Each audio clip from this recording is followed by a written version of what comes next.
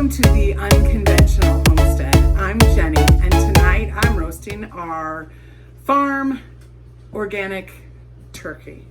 We ordered one from one of our farmers down at the farmer's market, and this is the Saturday before Thanksgiving. We're not in charge of turkey for our Thanksgiving. I'm just making it for Anthony. Anthony's favorite meat is turkey, not mine. But last year I bought an organic turkey after Thanksgiving at Costco, and I made it and I had some, and it was really good. And so I've been waiting to get some pasture raised organic turkey so that Anthony and I can both enjoy it together. So I'm really excited to try this. Basically what I do is I roast it up for him. He likes the legs and the wings, and then I will pick everything else off and put it in multiple Ziplocs in the freezer and bring out a bag every once in a while for him to enjoy. I did find another organic Costco turkey this week and I bought it, so it's in the freezer. I'm hoping they'll have a few left over after Thanksgiving. I can get them on sale. But I got one. They are expensive. I've spent more on turkey than most people do for this week than their budget, their grocery budget. But it is something that we both enjoy and it will last us for quite some time. What I'm gonna do is once this is roasted and I get it all picked off, I will put the carcass in my Baltec canner and I will make broth overnight. I do have I have a turkey breast that I'm roasting as well after this is done, and I will use that carcass as well for the turkey broth for turkey noodle soup that I'm delivering after Thanksgiving. But I have my sister and brother-in-law here, and so I want to get it done ahead of time, so I'll freeze it. But I'll bring you along for that in a different video. I think it's easier in my mind to have a video on roasting turkey and then making turkey broth and then making turkey soup. So that way, if there's somebody who only wants to make turkey soup, they have that. They don't have to watch everything else. So just be looking for those. So here's our little 10-pound turkey. I've patted it dry. We use butter. I will link the recipe that I've been using now for quite some time. I have a roaster with a rack in it. And this rack is just perfect because most of the time when I get turkeys for Anthony, I try to get under 12 pounds. It just works really well. So the underside I've already buttered, so I left that butter out today so it's room temp. And then what I'm gonna do is, I need to wash my hands real quick since I touched that again. I'm gonna salt it. All I do now is put salt. I've used poultry seasoning, that works really well. Use what seasonings you like. But Anthony just likes salt, so I'm just going to salt it.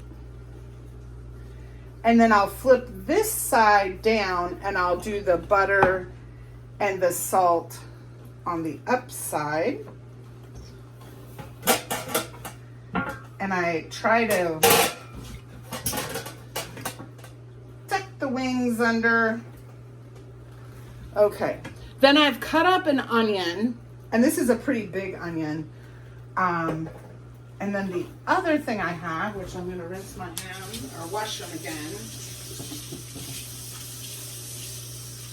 is in some recipe years ago, I read to stuff them with lemons and onions.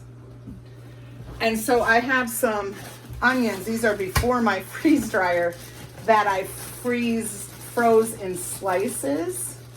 So I'm just going to stick some of those in there with the onions.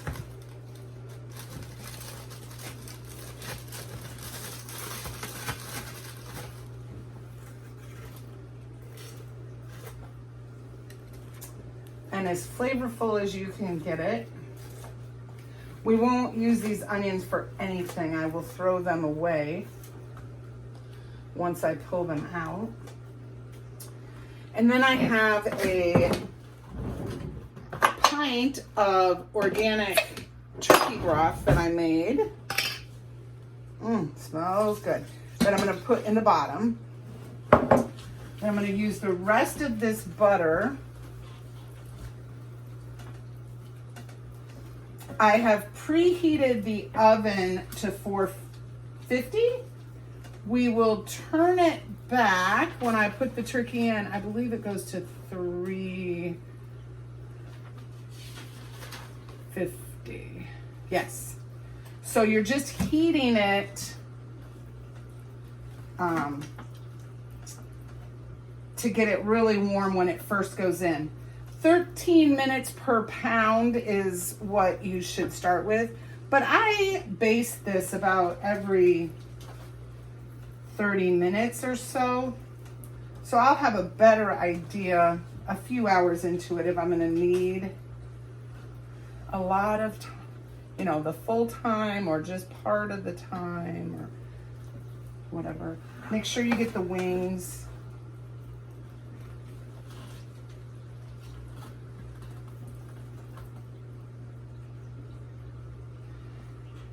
Every time I have followed this recipe, it has turned out picture perfect. And tasted really well, which that's tasting, especially when you've paid so much for a turkey. This was $6 a pound for the organic pasture raised.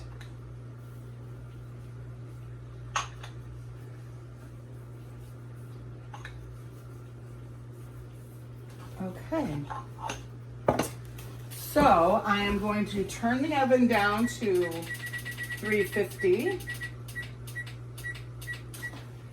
And I'm also going to put the turkey on the lowest oven rack. So I want to make sure there's enough room. You always want to make sure that you can lift it and that there's enough clearance. I'll bring you in so you can see this inside. So here's how I did it. So there is plenty of clearance here so that I can easily slide it in and out. And there is a rack up here. I might be doing something else. So I will bring you back when we're basting. Look at that. 30 minutes after we put the turkey in, and there's already some color on it.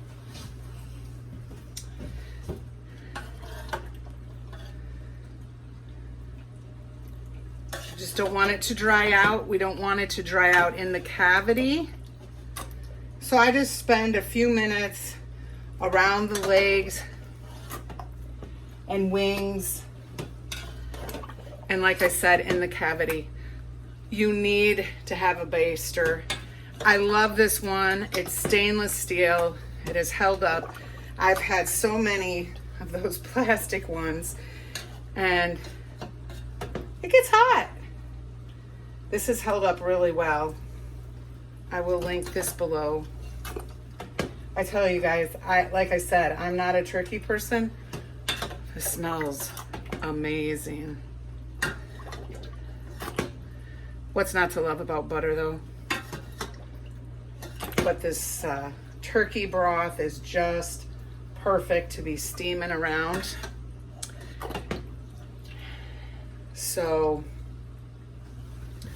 I will bring you back when I get it back out. So now I'm pulling the turkey out after it's been in an hour. Oh, it's looking really good. Really good. You want to close the door quickly because you want to keep that heat in there.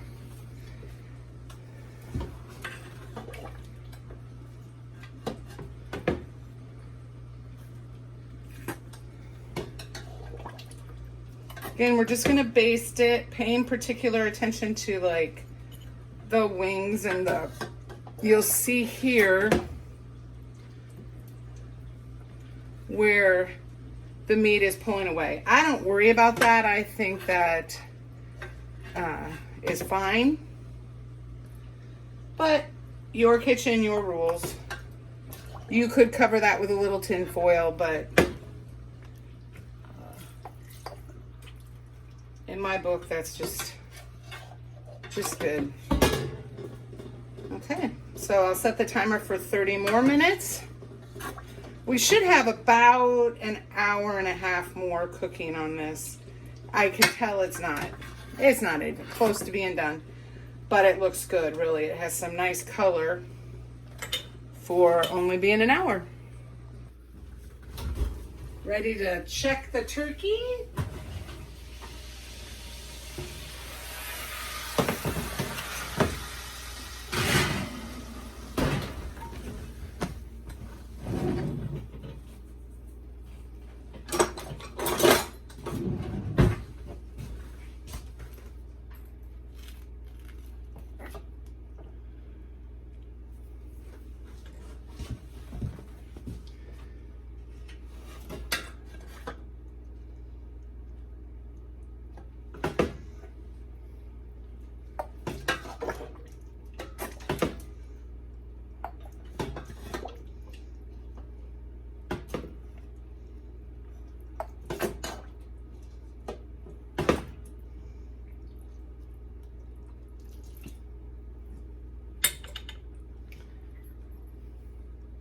It's done.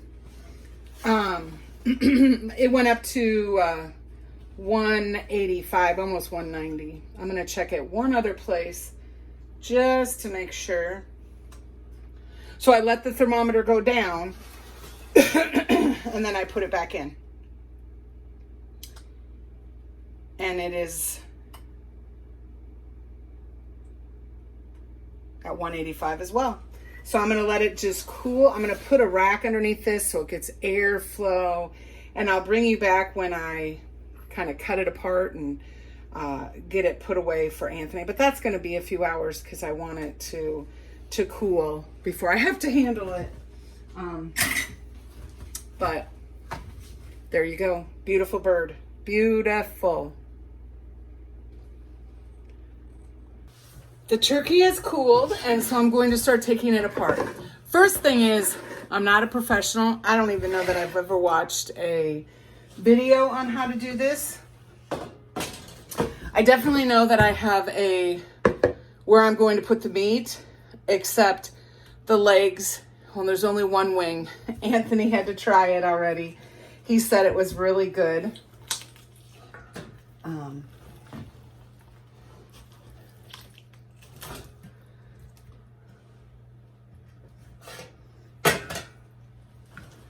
It's kind of become a tradition that when I roast a turkey, those are the first things that week. The first week that I roast it, the wings and the turkey legs will get in a Ziploc, and that's what Anthony can have first. And then I just basically kind of cut it apart. So I went and got a knife because lately when I've been roasting a chicken, I just throw all the meat in the bowl and then I cut it up with my scissors because I'm just really getting it ready for some recipes or that type of thing.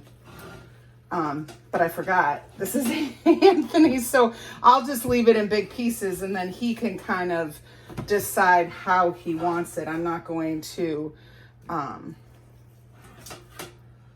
shred all of it or anything.